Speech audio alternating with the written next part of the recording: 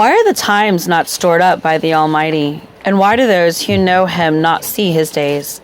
Some remove the landmarks. They seize and devour flocks. They drive away the donkeys of the orphans.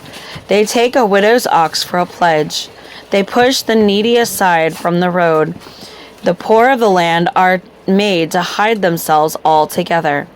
Behold, as wild donkeys in the wilderness, they go forth seeking food in their activity, as bread for their children in the desert. They harvest their fodder in the field and glean the vineyard of the wicked.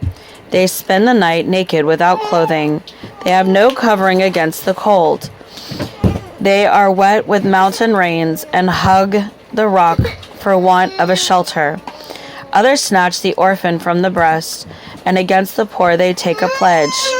They cause the poor to go about naked without clothing, and they take away the sheaves from the hungry.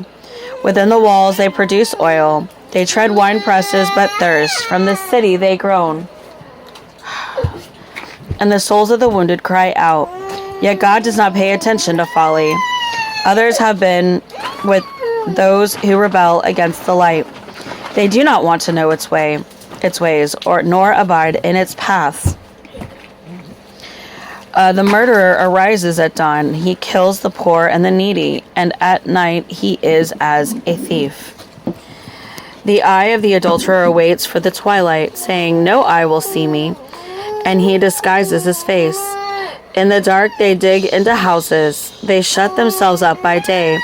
They do not know the light, for the morning of the same to him as thick darkness.